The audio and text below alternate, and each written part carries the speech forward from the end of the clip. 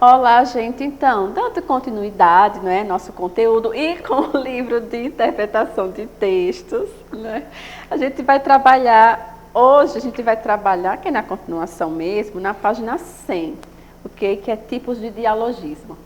Olha, quando a gente estava na aula passada, eu falei muito sobre o quê? Sobre os contextos sociais, culturais, não é isso? Que são traduzidos, que são observados durante a leitura de um texto.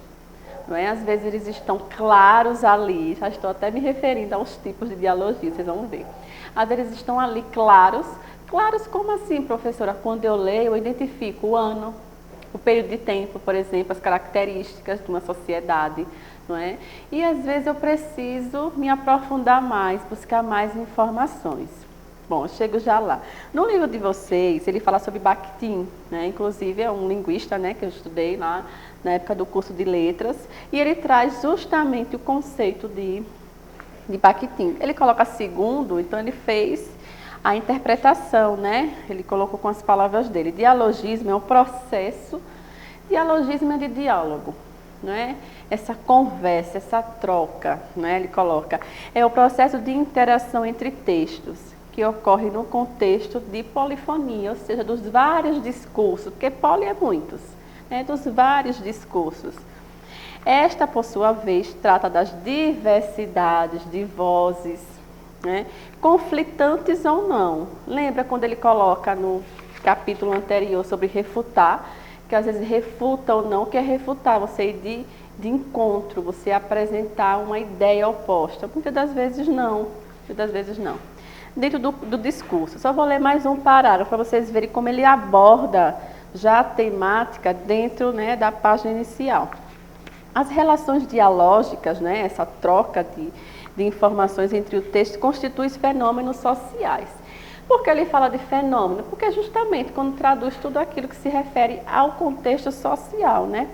Acompanha a complexidade das infinitas, é complexo mesmo, porque como a gente já disse, é a forma como cada um vê o mundo, não é? É o resultado do seu mundo também ali no seu texto. De infinitas associações que podem ser estabelecidas entre diferentes ideias, emoções, conhecimentos, indivíduos, enfim, entre diferentes contextos. Aí eu coloco aqui para vocês, ele cita, né, durante esse capítulo, os tipos de dialogismo, né, que é o implícito e o explícito, claramente, explícito e implícito é na ordem, né, explícito e implícito. O conceito, que a gente já trabalhou, que é essa parte, né, que é essa interação, esse dialogismo é de diálogo, né, os tipos que eu repeti, não foi, gente? Esse repertório. Imagine que o próprio Enem, né, utiliza esse termo, né, repertório, que é aquele leque que eu sempre digo, não é um leque, né, esse repertório é um leque de informações, né? Conhecimento prévio, por quê? Porque nós temos, na verdade, né, as primeiras ideias em nossa mente.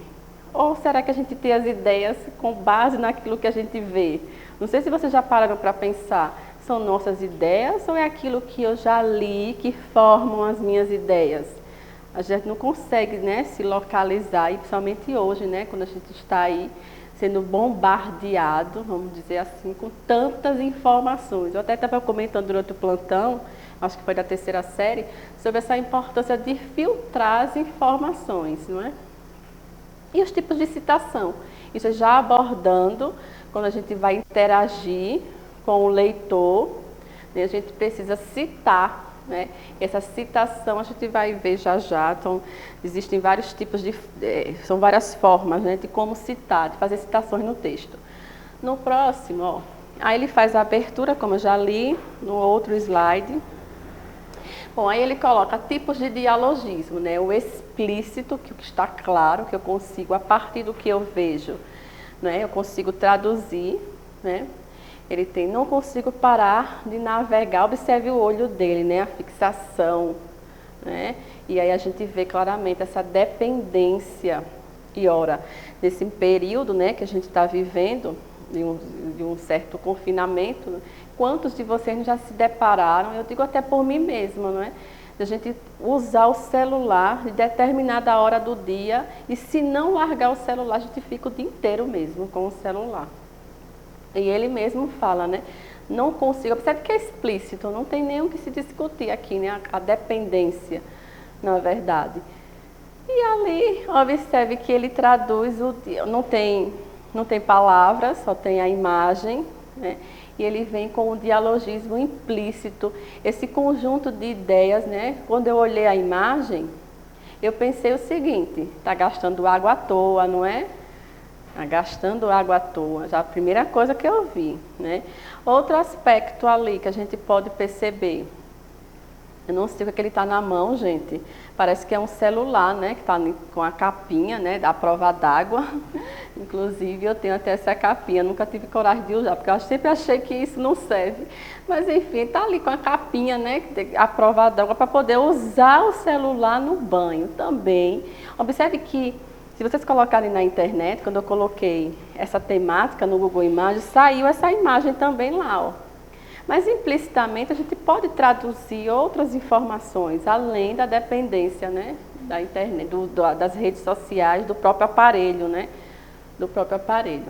Bom, o livro de vocês na página, ó, aí ele vai colocando, né, o que é implícito e é explícito, já foi muito claro colocado, não precisa colocar mais os conceitos. E ele vem, gente, na página 106, vocês estão acompanhando, né? Na página 106 ele vai falar sobre repertório e conhecimento prévio. Então esse repertório, gente, a gente só consegue, e vocês têm, na verdade, uma gama, né? Um leque de disciplinas que pode sim fazer com que vocês tenham uma gavetinha de informações.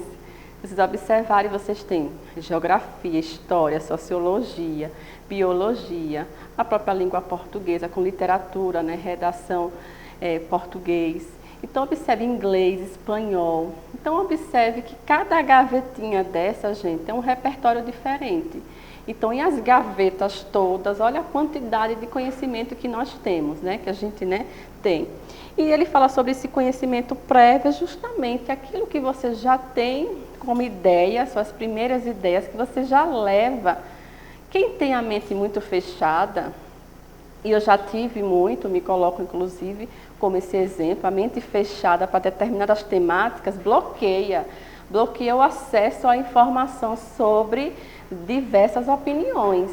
Então, quando a gente vai ler, se permite ler ou ouvir uma opinião contrária, a gente tem que abrir a mente para ouvir até aquela mensagem que dói ouvir.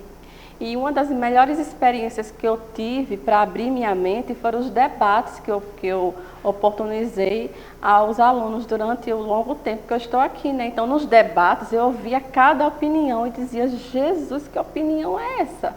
Então, eu tinha um determinado conhecimento, o aluno tem outro determinado conhecimento e opinião e posição, não é? Então, são repertórios diferentes, mas aí você abre sua mente para ouvir outra opinião. Até de repente mudar de opinião. Bom, e aí ele vem, ó, com a citação. Agora eu não preciso do livro na mão, não. Vejam só.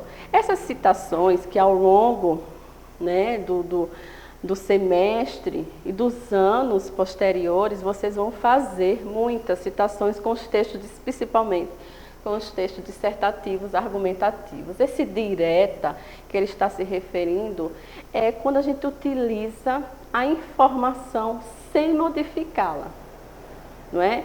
Então, quando eu utilizo, por exemplo, a frase, né, de um poeta, uma frase de um filósofo, a frase de um sociólogo, a frase de um especialista de maneira em geral, e eu quero utilizar a frase dele sem modificar, o que é que eu faço, gente? Eu preciso utilizar um sinal de pontuação básico. Deixa eu pegar aqui um sinal de pontuação básico, não é? Aqui ele já coloca no próprio trechinho, né? Mas observe, se eu quisesse colocar Bechara, ó, diz que Se ele diz, gente, eu vou utilizar, né, como um professor que eu tive na universidade, ipsiliteris, né, o termo em latim, igualzinho como está lá. Então, eu preciso abrir, já tem aqui, eu só vou repetir para vocês visualizarem, né? Então, eu vou colocar informação dentro, né, desse espaço das aspas, aqui aspas, depois fecha as aspas. Então, ali, quando eu faço uma citação direta, eu coloco igual. É importante, importantíssimo. E aí vocês vão estar na universidade, né? Não vai demorar muito, né? Vocês vão estar nesse ambiente científico, né? De formação científica, universidade, cursos técnicos, e vocês vão fazer sim citações diretas. Por quê? Porque ali vai ser o ponto que vocês se apoiam para dizer, olha, não é só eu que estou pensando nisso, não, é fulano de tal, pesquisador da área tal está dizendo isso, ok? Então, a gente percebe principalmente nos textos de divulgação científica, né, nos textos dissertativos, argumentativos, essas citações. Ele coloca aqui. Ali ele já coloca também uma regrinha, né, da ABNT, que vocês vão ver posteriormente. Às vezes até alguns professores trabalham, né? Associação Brasileira de Normas e Técnicas de Trabalhos Científicos.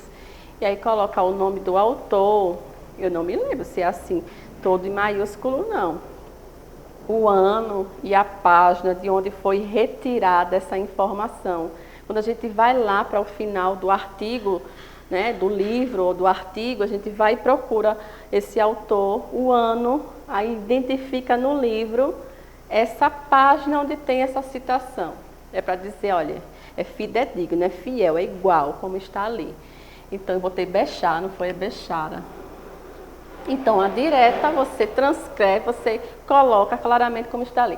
A indireta, né, que eu acredito que é o que a gente utiliza o tempo todo, se eu leio bastante, se eu busco várias informações indiretamente, eu estou traduzindo as ideias de outras pessoas, que a gente vai ver esse tipo de citação, se não for nessa aula, em outra aula, que é parafrasear, não é?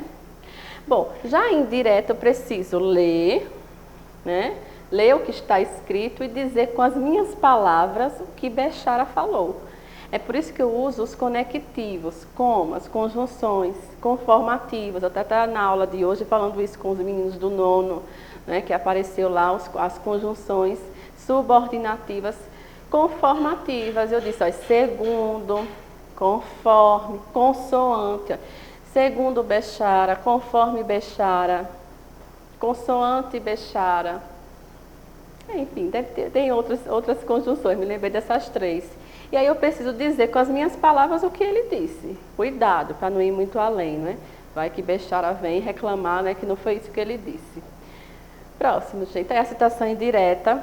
E aí você vê que a partir do que foi dito antes, se traduz, se escreve, não é isso? Que é, professor, é perigoso isso, não é? É perigoso. Mas é bom também.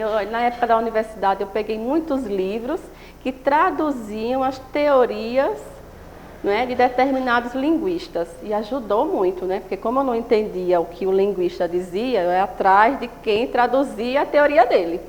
Confiando e pedindo a Deus que aquela pessoa tinha traduzido corretamente, que eu citava na prova, né?